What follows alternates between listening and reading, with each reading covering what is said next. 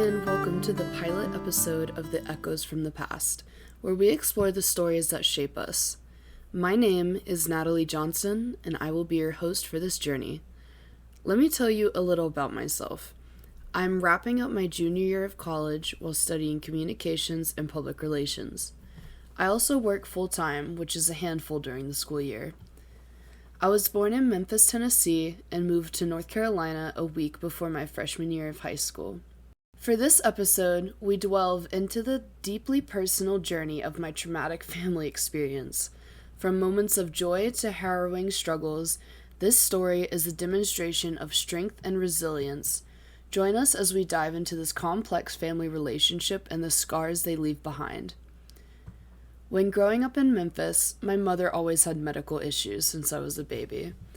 She had open heart surgery right when she was born. She's always been careful with her health until she was diagnosed with polycystic kidney disease, or PKD.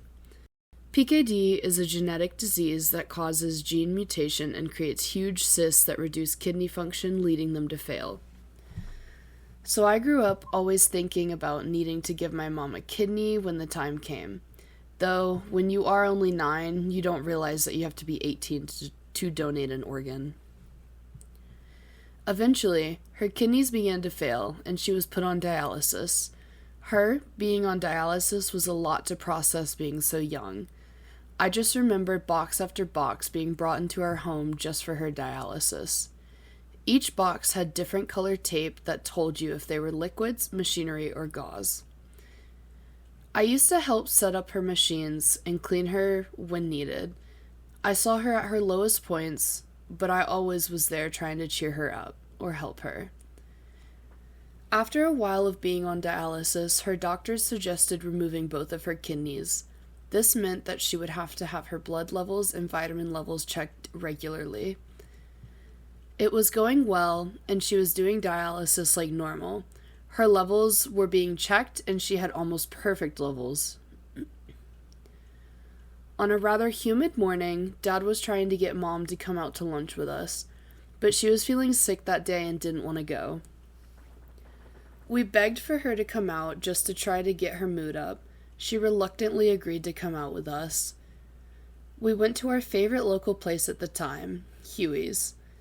It was only 5 minutes away from our house at the time, so we got there pretty quick and got a table in the back corner. Everything was going well, and we ordered. My brother and I were coloring on our little children's menus we got. I was sitting next to my mom in the booth while my brother was by my dad on the other side. Our waiter brought our food shortly after, and we started eating. Mom was slow and said her food was cold in a really quiet voice. I could tell something was off, and I looked over to see, and she began to seize. I had never seen anything like this before, so I stood on the table and began to scream for help or a doctor. Everyone in the restaurant turned around and began to stare, and not help. Mom began to slip down into the booth while my dad rushed over to try and make her conscious. Our waiter called 911. My heart sank. I felt so cold and started shaking with anxiety. I didn't know what to do, and my dad told me to take my brother and go to the other side of the building. As I was making my way to the other side, I looked back to see her on the ground shaking while Dad tried to set her on her side. I turned back around, heading to the other side with tears welling up in my eyes. My brother didn't understand what was happening at the time, since he was 6 years old and I was only 10.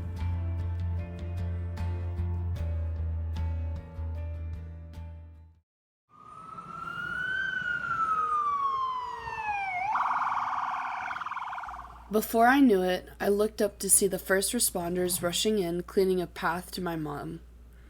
Someone in the restaurant happened to be a doctor and was performing CPR on her until the paramedics arrived. They began tearing some of her clothes off so that they could get some vitals. I heard someone yelling that she was going into VFib and had no pulse. My heart racing sped up even faster and I began to cry.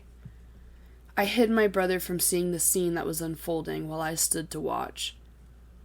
The paramedics began to shock my mother, trying to get her to come back. At this point, they pronounced her dead. As they continued to perform life-saving measures, they put her on a gurney and rushed her to the hospital. My dad grabbed us and we sped to the hospital. When we arrived, we were guided to my mom's room while the doctors told us she was in a coma. We were by her side until my grandparents came to see her and pick up my brother and me for a while. Mom ended up being in a coma for 3 days. She ended up making a full recovery from this traumatic event. Not even a month later, we got a call that she had a kidney in transit for her and could be prepped for surgery immediately. That surgery went well, and she's alive and well today. That was the story of what I went through with my mom in front of me when I was younger. Thank you for joining us on this journey through the complexities of family trauma. Today we explored the depths of resilience and the strength of human spirit.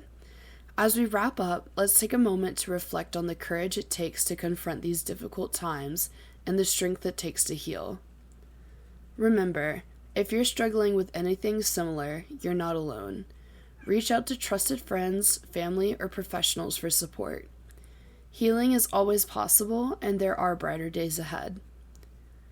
Thank you for listening and for your support and engagement. Join us next time as we continue to explore the depths of family traumas with empathy, understanding, and hope. Until then, take care of yourselves and stay ballin'.